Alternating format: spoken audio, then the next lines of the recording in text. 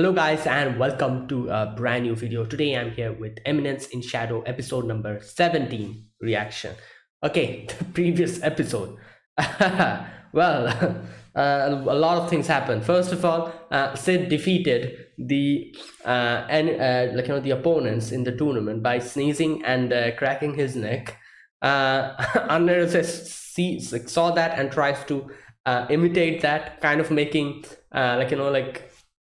situation awkward between him and between her and Sid.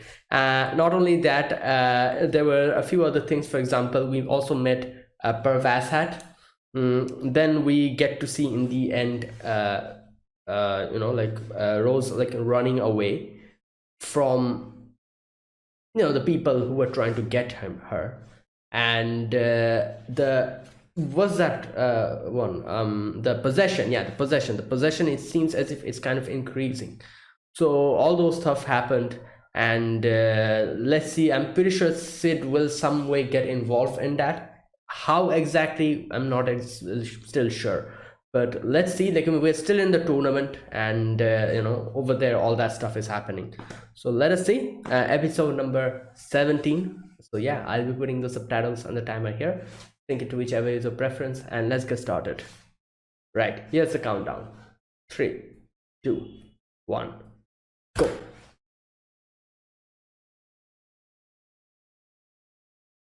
Damn, what's happening? Who? Okay. 22 milliwatt. Oof. He's calculating now. Newton. Oh, he's thinking.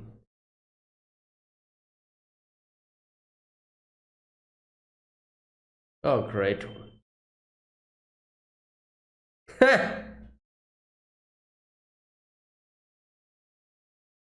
Wow, that's deep, Sid. Don't get in. Yeah, why are you so excited? Oh my god. Move. Yeah.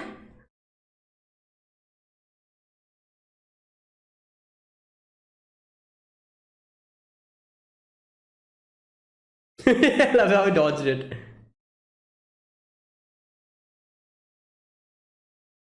50-50.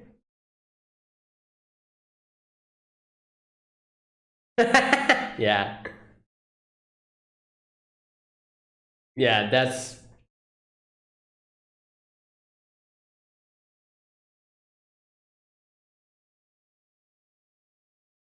Oh no, run.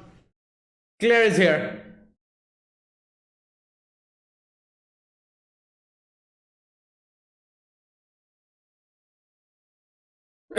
Okay, dude.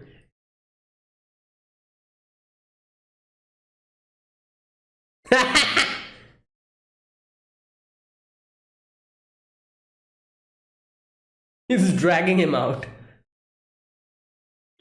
Oh, did she hear that?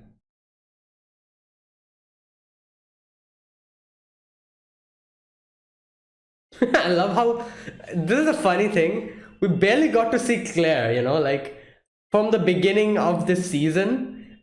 We just see glimpses of her, and Sid always runs away, some way or the other. So I'm pretty sure she'll probably come, like, later on. She'll probably become an important character. For now, she's still not in the show properly. We're just seeing glimpses of her. So, my God.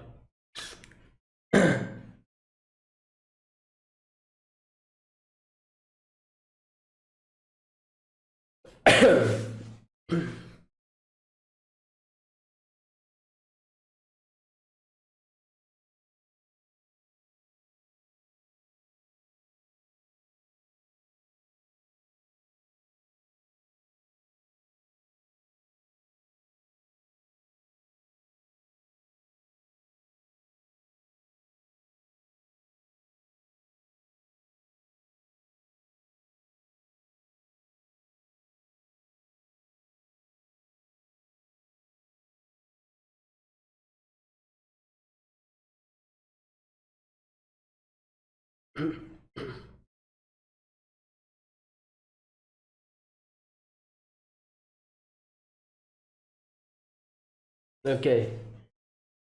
Moonlight that pierces the darkness. Oh my god, look at him. Oh, they're splitting up.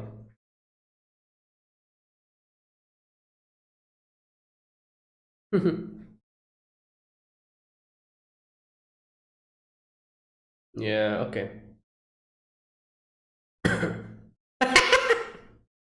Rock. Wow. What? Who's playing piano?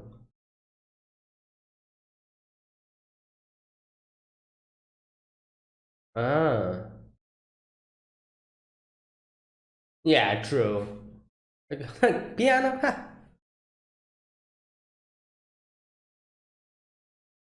All right.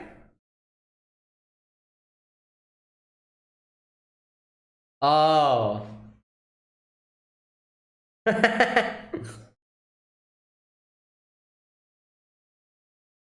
Okay.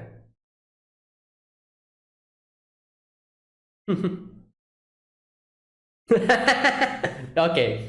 Yeah, now that you say that, it does seem cool.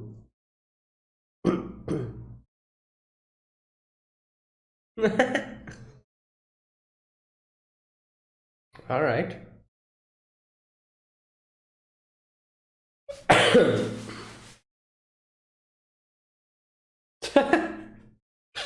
Wow.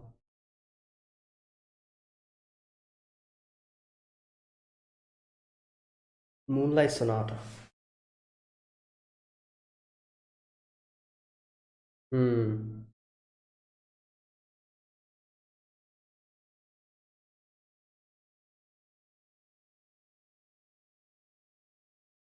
Yeah, I was wondering, like, is this like someone? No, maybe it's someone.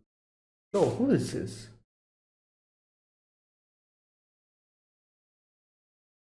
Oh, there you go. I was like, it must be one of the girls.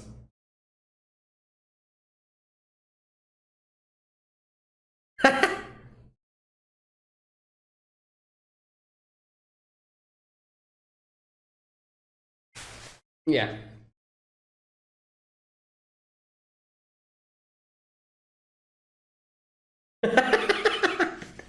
All the things from the real world they're bringing here.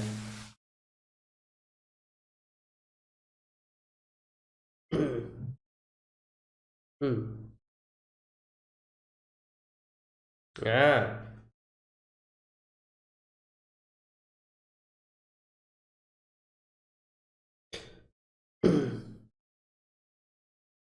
True.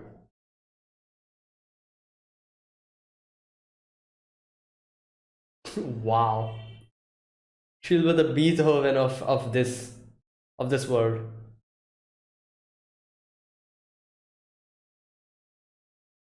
Whoa. Damn. Ah. Well, in this world, it's not plagiarism. Oh.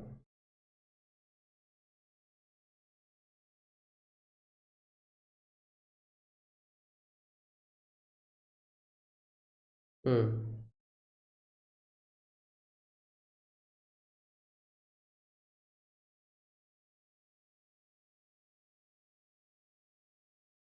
Okay.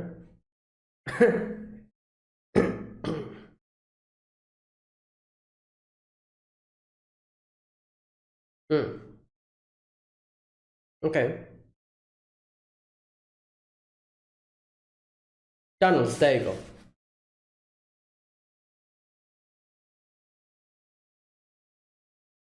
Yeah, he can probably track her down easily.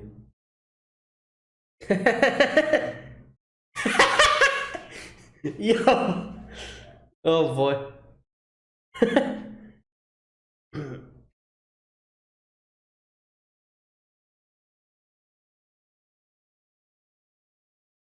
Oh, there you go. Listen.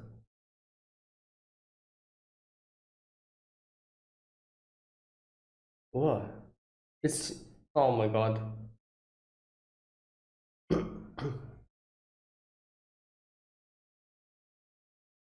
Who is this? Natsume?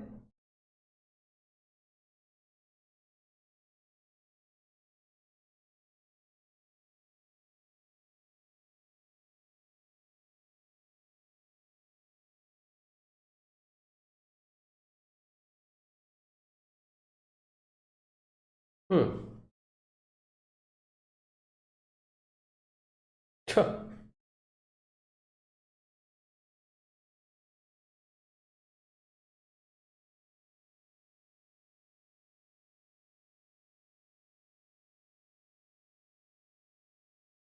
Hmm.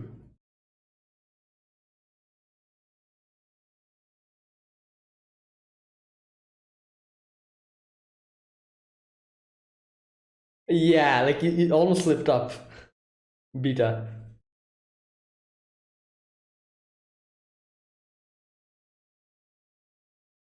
Ah, there you go. Obviously, it's pretty apparent.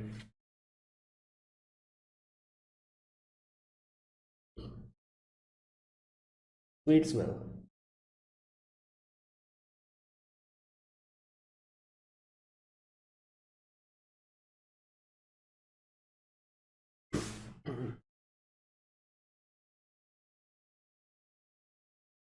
Yeah, where are they going? Oh, okay. The underground tunnels. Rose might be here.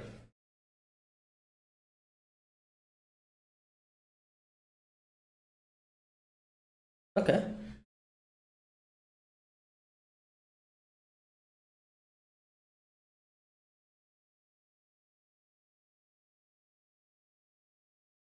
Did,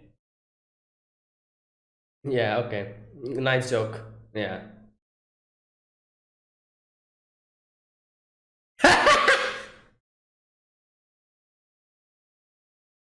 There you go.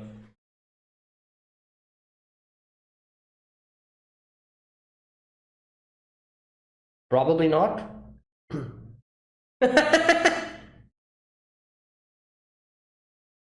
Probably not. Yeah.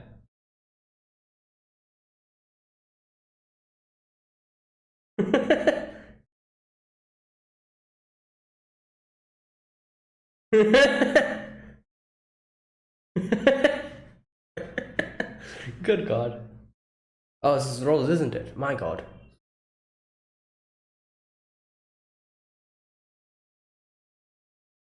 Okay, what exactly happened? Okay, let's see. Okay.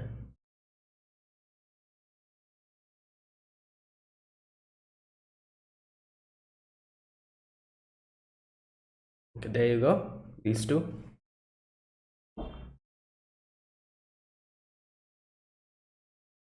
Oh my God. He's gone. Like, yeah, like look at him. Why is nobody realizing that something's wrong?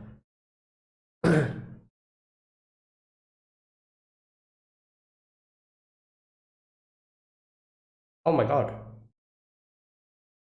Oh, they're in on this. That's why. Okay, makes sense. I was like, why is nobody? Okay.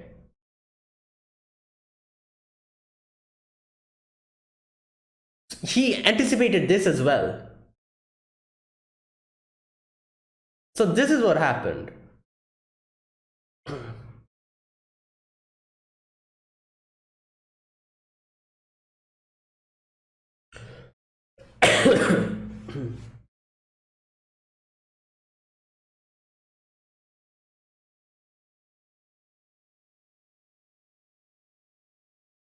Hmm.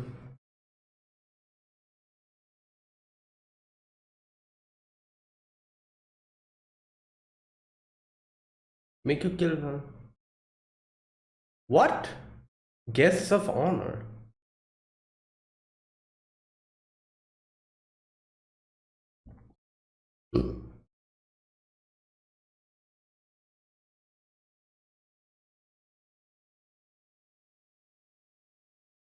Yeah.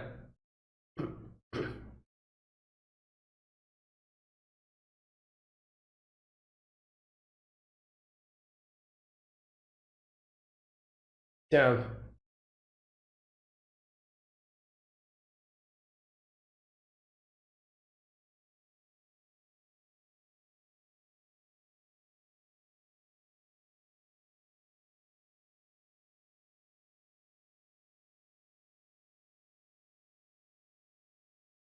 Oh, the handkerchief.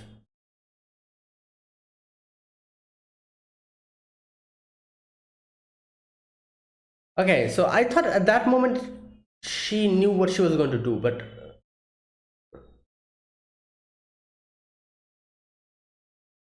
yeah, she just said that to Sid.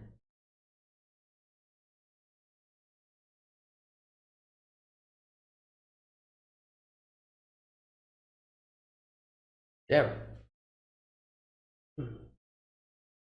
Yeah.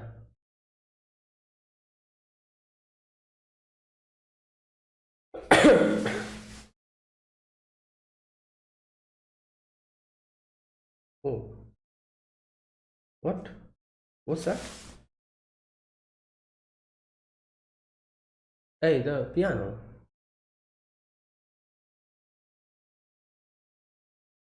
Oh, she also knows about it. Oh, everyone probably knows about it, but Epsilon plays it for everyone. Wait, it's Sid here. So Sid dragged the piano over here to play it. Where are the feathers coming from? What's happening? What's with the special effects?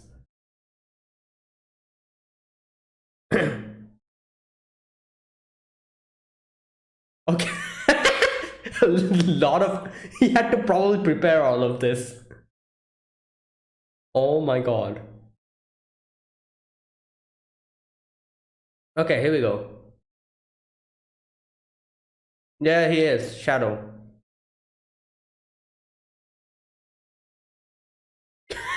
I love the. He dragged the piano over here.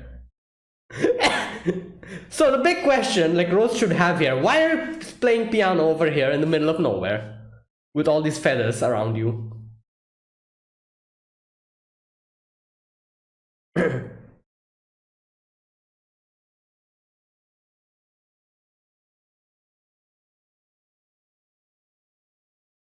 um,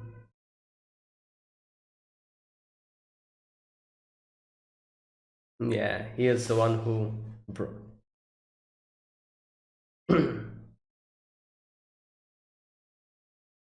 All right.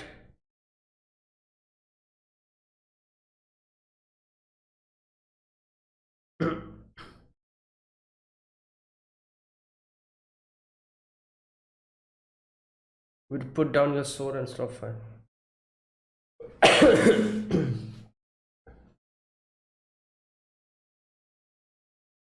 Damn.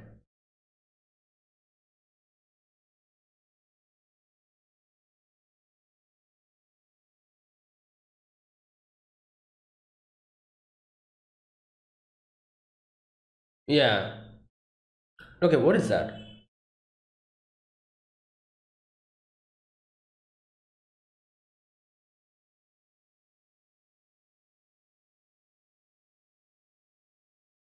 Okay, damn. Oh, is he like the thing that Sid did before? Like he was the one who stopped the possession for all the other girls.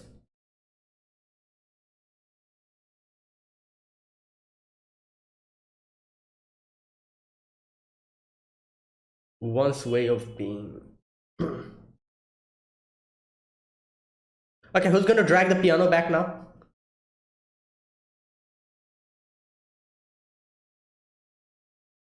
Oh wait, where did they come from suddenly? Yeah. Ooh! Hey! Obliterated.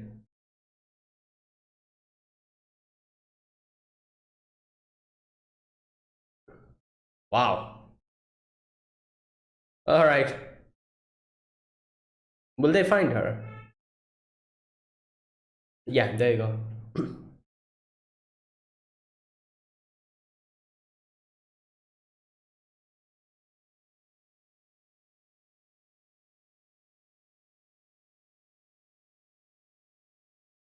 Hmm. Is he going to go for Vasat now? It must be. She must be.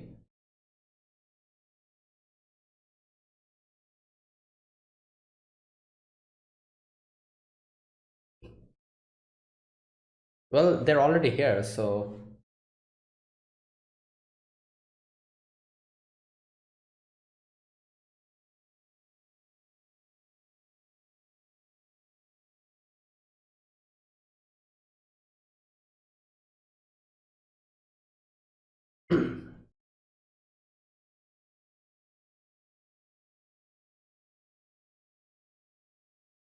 Hmm.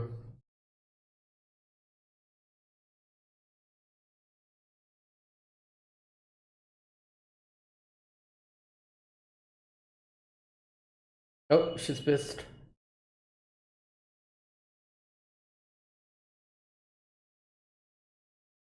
Yeah. Oh boy. Damn.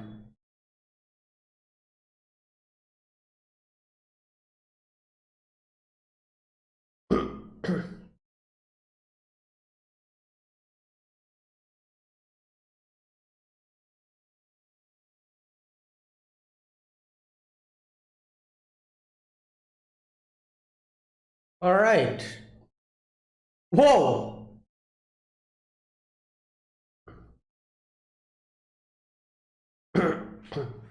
So, what happened? Okay.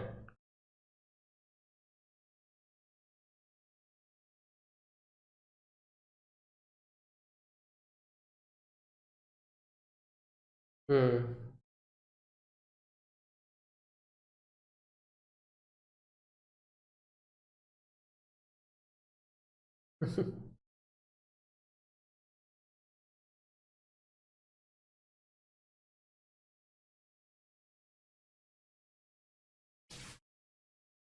Yeah.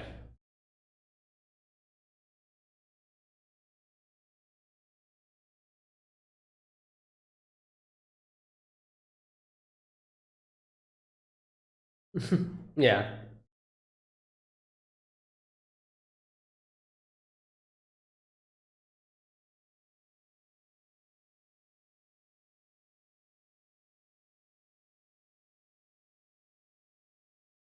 Interesting. So he's going to let. Oh, the black feather.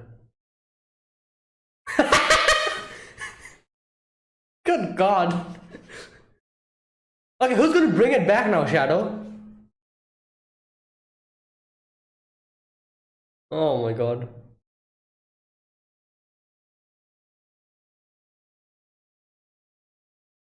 Oh no, it's Claire. Oh no, you came a little bit early, I feel like. At the beginning of the episode, I was just saying that we've seen Claire in I think first two episodes, a little bit, and then she's just not even in the anime, and I'm like, all the time, Sid just kind of runs away whenever she appears. But then she suddenly now she's like, nope, this time I'm not letting this happen.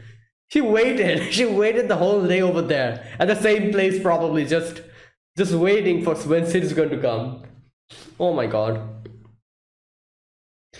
I'm kind of surprised. How was like Sid was actually like like wasn't paying attention. That is why she was caught. He was caught by the end. Like if this was the usual Sid, he probably would have realized that Claire was just waiting there for him or something. I don't know.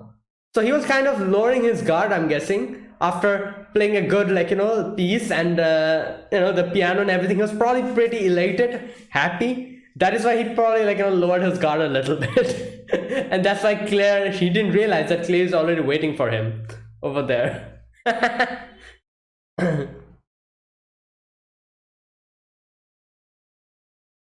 Oh boy. And it's interesting. So this time Sid is not going to do anything. He gave the power to Rose so that Rose can do something about it. Because obviously it's a matter of her. Like the whole situation is her. Okay. Yeah. That's it. The whole situation is something that is related to her, like situation. So he's giving her the power to control. Like, I thought Sid is going to come in and help her out, but he just gave her the power. And yeah, to for her to be able to do something about it. Okay, so this this episode, we begin this episode with a little glimpse of mundane man. He is just like getting one of the opponents like attack. Oh, I think that was Sid fantasizing about that situation. Oh yeah, it's probably that. He was fantasizing about the situation in his head, delusion.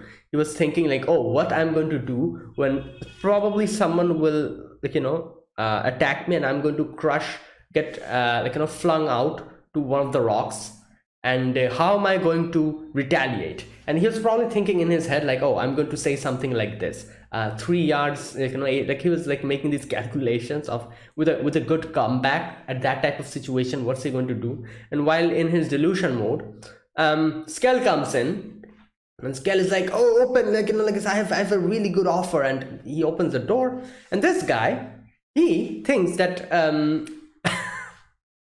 he thinks that we can actually catch Rose. Like, what gives you this confidence? I don't know. Like, I have no clue. He's quite confident about the situation. He was like, yeah, we can capture Rose. But okay, so the bounty has been set on Rose, and he's like, okay, how much will they get? Just a minute. 10 million zenny if we bring her in alive. 500,000 if we give them any useful information. Okay. So yeah. Okay, so if even if they were not able to capture her, if given some useful information, then they could get at least 500,000. So okay, so he's like, oh, let's go, Sid. Like, let's do this. Like, and I don't have enough money. I need some money. He says that I'm broke, so I'm going to go into all of the reason. But the point is, I have no money, and for no particular reason, I need money. I'm pretty sure he's going to gamble it off again.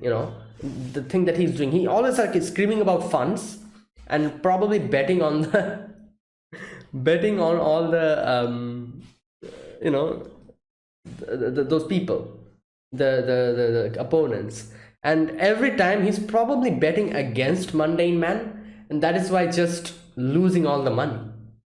That's what's going on, and I don't know how. This guy, like, good lord, he's oh boy, he is so frustrating. Like, what a character.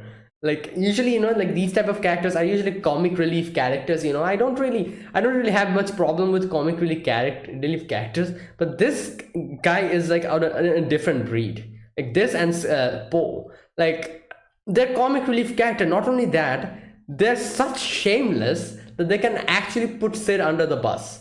They don't care. Like, I'm like, my god, these two guys are so like they're just too much, I feel like. However, Sid doesn't care.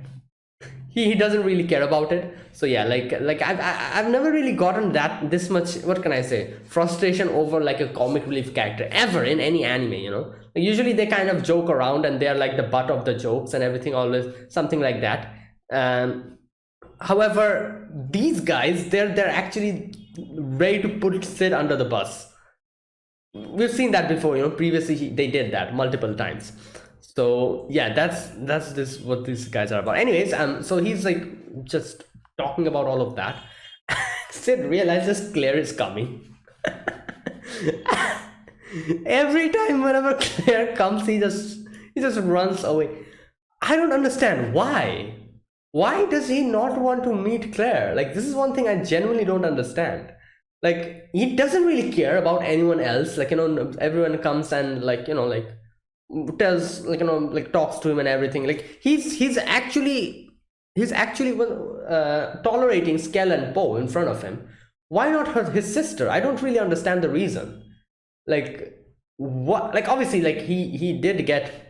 And when they were children, he did get like kind of his sister did a lot of things to him, like always bullied him, kind of, like just whatever. However, it's nothing for Sid. Sid really didn't care about that because it's just nothing for him. So why does he always try to run away from her? I genuinely don't understand. Maybe the next episode, I don't know, maybe we'll get a little bit of a hint why he always tries to run away from her. Like, or probably he probably feels that, you know what, I think he probably feels that he won't be able to shake her off because, you know, she's family. And that is why he always tries to run away, because if anyone else, if he feels frustrated about them, he can probably shake them off. However, this is Claire, she's family, so since she's family, he cannot easily shake her off, and that is probably why he always tries to keep away from her, so that that situation never really happens, you know, in a situation where he's uncomfortable with, or he doesn't want happening, because she's family and he cannot shake her off. That is probably why he does that. Like, there'll be no trouble if they never meet, you know, that type of situation. So he never really meets her.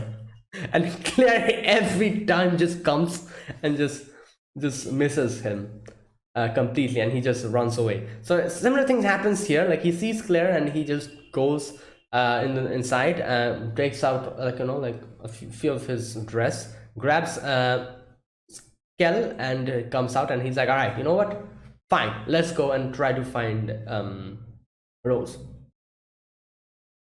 Okay, next we see Skell and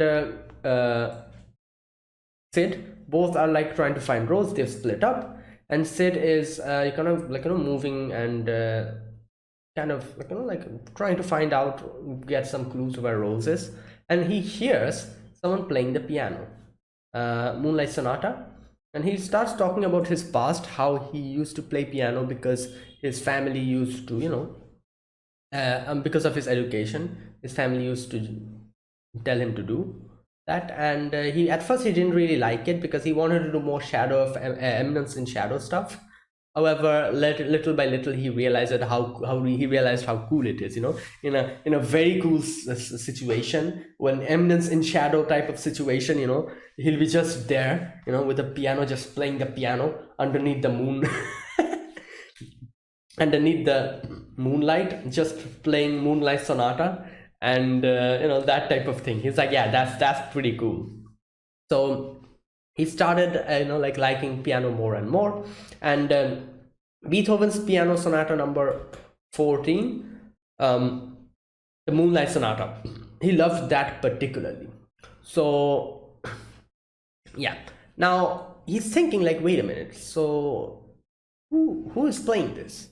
It must be like, is this like another person who has been reincarnated here? And I was thinking like, wait a minute, I don't think so. Maybe it's like one of the girls or something. I was thinking in my head, you know, because I was thinking like probably Sid like taught one of the girls about piano as well. Like, this is what he has done in his, obviously in this world, in his childhood. He imparted all knowledge from the, like, you know, from the actual world to all the members of the Shadow Garden, the main members of the Shadow Garden. Each and every person, he imparted all the knowledge to them, and that's all he did. And obviously, it's crazy. Every person now is actually doing so good in the respective department. Like Gamma has the whole, you know, like what was that? The department store or whatever. The whole chain of companies she has. She has that. Natsume, not Natsume. Sorry, Beta has become Natsume. Like author, she's like writing books. This girl, she's playing piano, and I'm like, oh my, wow. And obviously, like, you know, these are the things which are completely new in this world. Like, imagine just teaching Moonlight Sonata to someone in a completely different world, and if they're able to properly practice it and master it, in that world, if they introduce it, you know, everyone will be in uproar because that's completely new in that world. So that's such a, what can I say, such a cheap technique, you know, like getting information from another world and bringing it to another world where none of that exists, and introducing them individually and becoming famous. Perfect. And they have done that. All of the girls in the Shadow Garden, they've been doing that. And like each of them kind of, like, you know, got probably, like, you know, had like a specific interest, and they started doing that. Like Epsilon probably wanted to play piano, and that's why she got attracted by the Moonlight Sonata and learned it from Sid, and yeah, did all of that. So that's crazy, like she and here Sid is saying like, oh, this is plagiarism. Technically not, I guess, because in this world none of this exists. So yeah, in the real world, I guess plagiarism. Here, I don't think so. It's completely new. So there you go. Like, my God, like being isekai is such a, what can I say? Like, unless and until it's re-zero, being isekai is such a, what can I say? Like such a cheat technique. You know everything in your real world, and you can introduce in the all of that in the other world, and you'll become someone famous.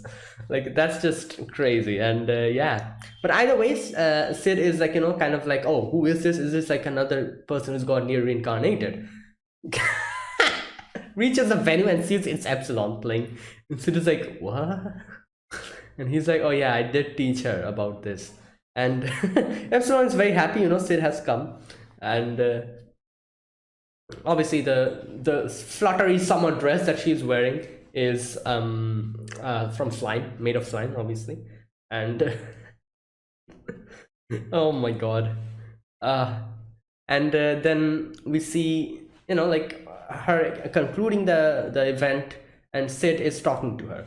So she's like, oh, like, Sid, like, you've come, like, Shadow Sama, you've come here to listen to my song. I'm not worthy of this honor, this and that. And he's like, oh, it's Moonlight Sonata, isn't it? And she's like, yeah, I love that song so much. It's one of my favorites.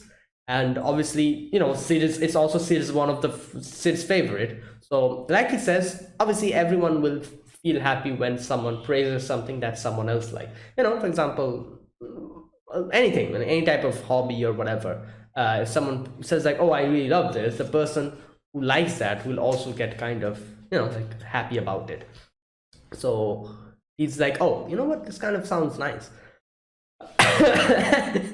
And Epsilon is getting awards and stuff for all of this, and he's like accepting awards for plagiarized music. That's the most shameless thing I've heard.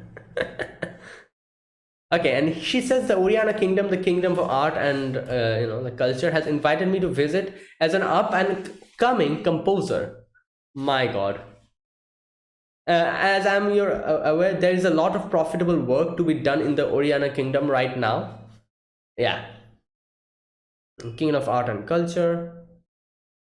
Okay, she says, this time I think there is an especially worthwhile job to be done.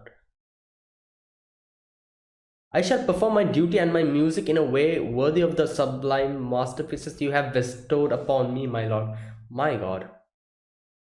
Okay, so anyways, so he asks like, oh, do you know anything about Rose, like the princess of the Rihanna kingdom? And she's like, oh, like Beta is responsible for that. And she did tell her that tells him that, oh, I do know that she's probably in the tunnels underneath.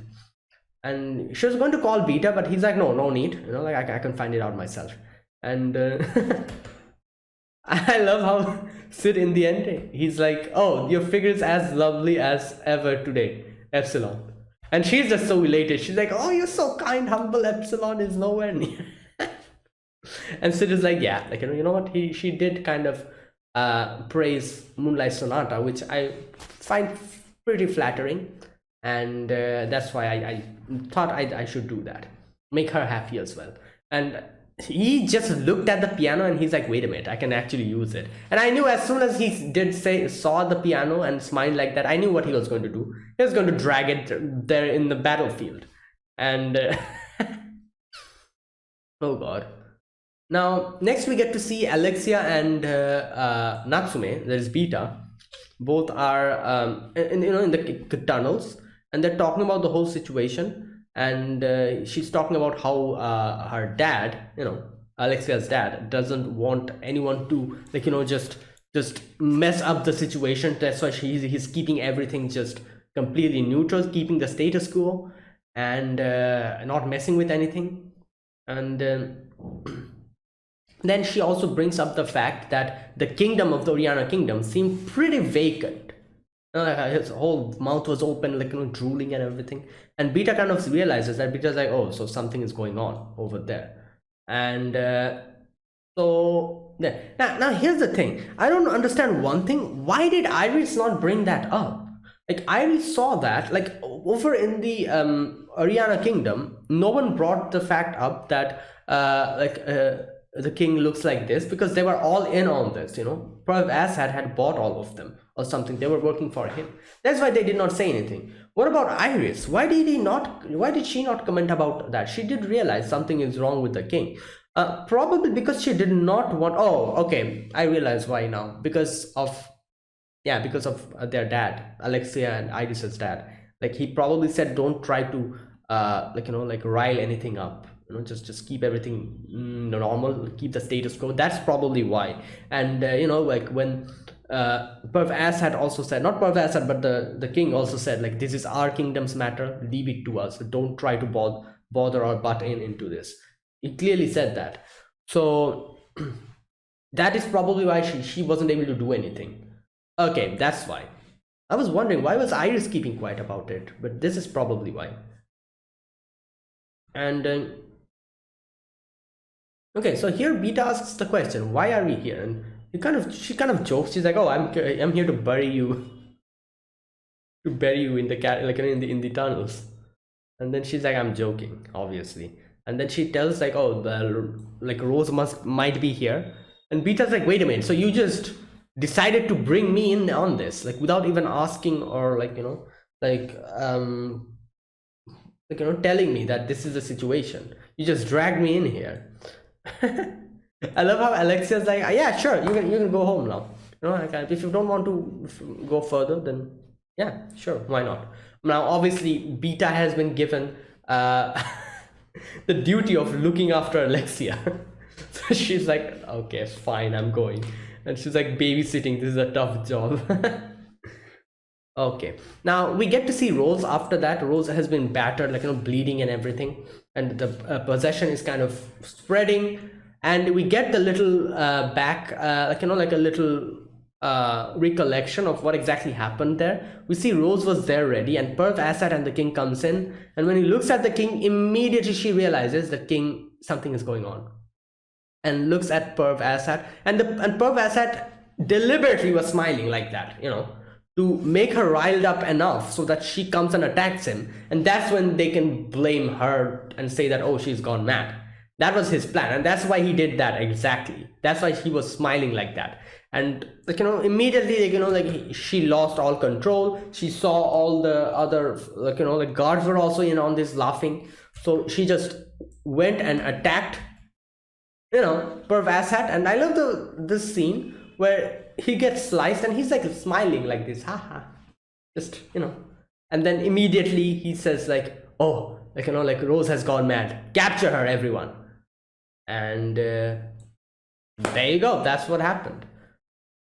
Oh boy, so Rose here thinks that I could have easily just kept myself cool and treated this as a domestic affair.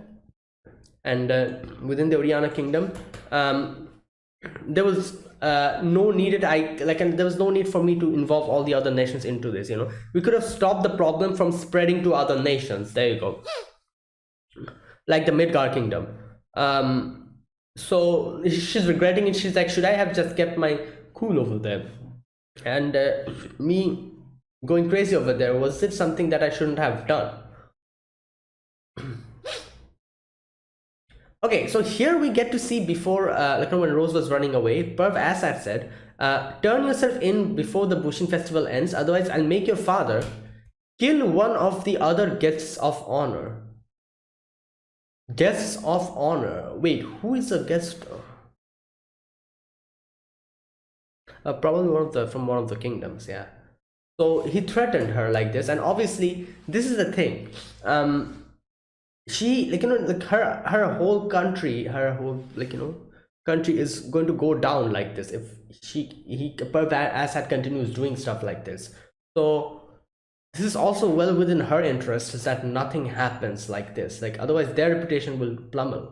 Perv Assad doesn't really care about what happens to their reputation, because he's part of the Diablos cult. So basically he's kind of threatening Rose to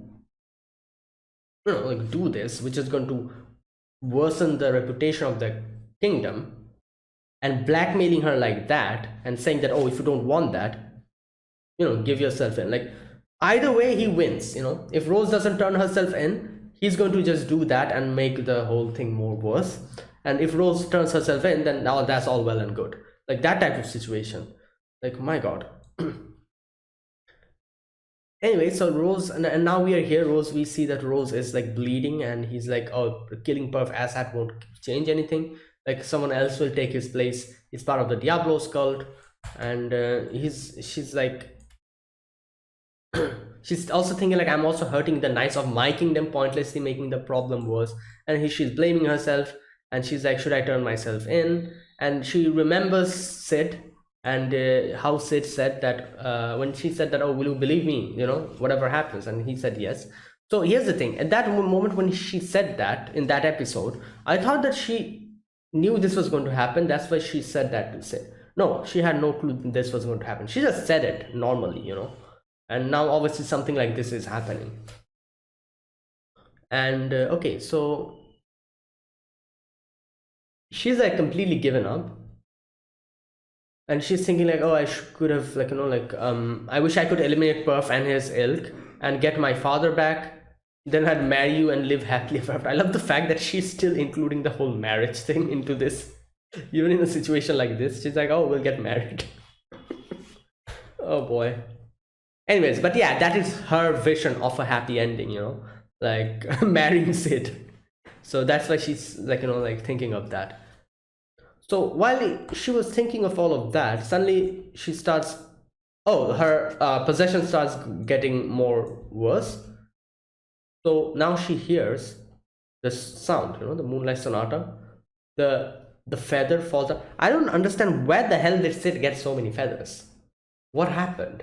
And how was he making them float like that? Especially at that moment. What's going on? I don't know. How was he able to do that? I'm still not understanding. Like, he could have dragged the piano there. I could understand that. What about the feathers? How was he making them float like that for that temporary moment? Who knows? Anyways, probably some magic he was using. I have no clue. Anyways, listening to that, she sees like, like a lot of feathers falling down. She goes to, like, follows the sound of the music, and she sees Sid sitting there, his cape just fluttering behind with the piano and all the feather just falling. Not falling, but like, moving around. And she's like, oh, it's you.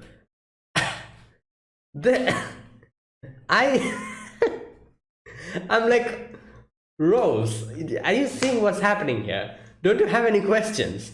First of all, how is there a piano over here? Number two, what are the feathers fluttering around? What's up with that? Obviously, she has none of those questions in her head, because there's a magical moment for her. She's just looking at that, and she, like, he stops playing the piano, and the feathers start falling down, on the ground. And she says like, oh, you're so good, like, this is the I've heard Moonlight Sonata many times, but this is the best I've ever heard. And Sid says like, what do you hope to accomplish? Into a good question. What are you trying to do here? Like, what is your future goal? And she says I wanted to protect them all, and but I couldn't do anything. And Sid says that, do you let it end here? Would you put down your sword and stop fighting? Obviously, Rose is pissed. Rose is like, it's not like I wanted it to end it like this. I wanted to win the brightest future for everyone. And Sid is like, if you have any desire to keep the fight going, I'll give you power. Obviously, the power being, like, the possession is going to go away. Like, Sid has done that before as well, for her sister, for who else? All the other girls, from the Shadow Garden, everyone. And so he knows what to do. I'm not exactly sure how he does that, but he does that. He's able to take out the possession. So Rose is like, so if I get the power, can I change the future? And he's like, that's all up to you, like how you use the power. I can give you the power, but you have to use it. And she's like, all right, I want power to achieve all my dreams, what I want to do, so give me the power. He gives her the thing, the flame, and the possession just goes away. And he says, rise up and prove me that you are willing to keep up the fight. And there's a singular black feather on the piano, and he's gone. Never forget, true strength lies not in one's power, but in one's way of being, which is so true, obviously, you know. Okay, and then suddenly, like, all the cult members come in, and damn, she just wipes them clean in one shot. Just bam, gone, like all just like obliterated. Like not a single speck of anything is left. Even even the blood just completely evaporated. Like that was crazy. Oh no, the blood started falling as rain. Never mind. Okay, so obviously huge surge of power. Alexia and Beta realize something's going on. Alexia is hurrying towards that situation and sees Rose coming, and Rose was surprised to see them. And then obviously she has a lot of questions. Alexia is like, why do you do this? Why did you stab your fiance? Why are you running this and that? And Rose doesn't want to involve her in this mess, and she's like, if you want answers, you can to get involved in this, and I don't want that happening. And Alexia is like, I don't want to be an outsider, you know. Didn't we make that promise, the three of us, that we promised each other that we're going to protect the things that are important to us together? So why are you hiding stuff from us? And she still doesn't, like, you know, she's like completely like untoppable. She cannot be, her decision cannot be changed. She's like, no, I'm not going to tell you. There's no turning back for me, so I need to do this. So Alexia gets pissed off. Alexia's like, no way am I going to become again another what's that word, bystander. Yeah, bystander. So yeah, okay, so like, which is true, you know, like this is the thing about Alexia. We've seen her multiple times try to deal with a lot of situations, you know, the situation with the archbishop and all that, after, like, you know, getting her confidence back during that thing, you know, that scene when she was kidnapped, after, like, you know, Shadow helped her out. She got that boost of confidence, reconciled with her sister, and then she was like, yeah, I'm not going to let any of these things go on. So obviously with this being like politics and about stuff about the kingdom, his father always says, like, keep the status quo. So does the sister. So she's not able to do anything explicitly. And with the whole thing with the archbishop as well, she went there to deal with the situation, but because of regulations and rules, obviously political stuff, she wasn't able to do anything at that moment, at that particular moment, and she was a bystander there. Even up until the end, she was a bystander. So she's like, I'm sick and tired of being a bystander. I don't want this. I want in on the secret. You know, I want to change something. I want to do something. I want to help. But obviously, Rose has her own thing. Rose is like, no, I'm not going to let you get involved in matters of our kingdom. Like, you know, let me handle that. And they start fighting, and she's like, oh, then I'm going to drag all the answers from you by force. And they start fighting, and in the end we see Rose defeating her and carrying her back, you know, carries her back and leaves her with Beta.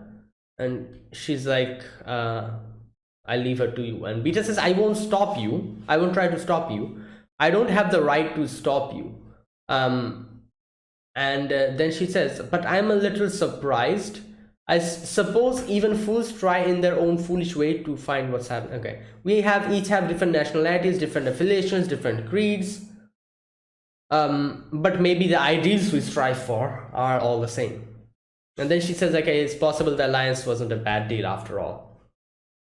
And then in the end she says, like, you know, our path will, I wish you success, our path will soon meet, and I look forward to that. And she's thinking, like, is this what you wanted, Lord Shadow? And yeah, obviously this was Shadow's decision to give her the power. And I love the ending scene where they're like trying to find out what happened to the piano is gone. And I'm like, Shadow, at least bring it back. Like, what the hell? I'm pretty sure one of the girls from the Shadow Garden will probably bring it back again.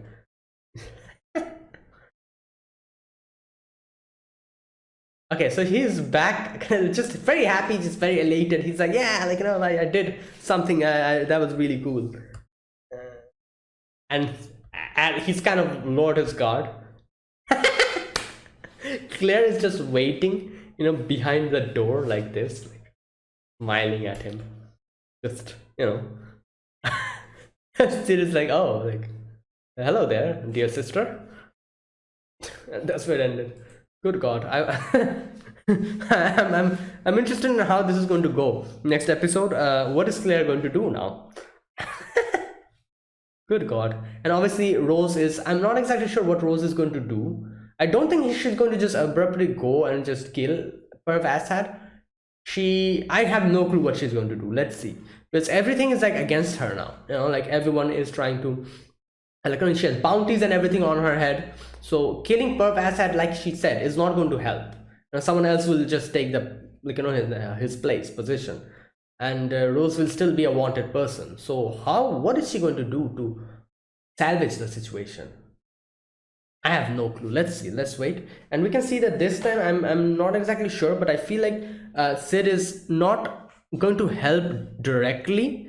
Up until now, he has been helping us, everyone, all the girls out directly. However, this time he's not going to help her directly. He just gave her the power and gave her the means to do it. She's going to do it on her own, while Sid will probably be busy with the tournament. Like, this is what I think is going to happen, because we still have the final battle left, which probably will be her versus Iris. Before that, Annabelle will probably going to, not Annabelle, sorry, what was her name? Anne-Rose, yeah. Anne-Rose is going to probably come and, they're going to fight, maybe in the semi-finals or something, and then in the finals, it will probably be Mundane Man versus Iris. So I'm guessing he'll be busy with that, while Rose, after gaining Shadow's power, Shadow's magic, she'll deal with the stuff here. So I don't know, just a speculation. Let's see. Either way, that was it. Great episode. So yeah, if you guys enjoyed this episode number 17, 3 more episodes left after this, 18, 19, and 20. So yeah, if you guys enjoyed this video, be sure to press the like button and subscribe if you're new to the channel or you haven't subscribed. Comment down below anything you want to say, anything you want to let me know, and I'll check them out. And yeah, that's it, guys. So thank you for watching, and I'll see you guys next week with another episode of Eminence in Shadow. Until then, goodbye and have a nice day.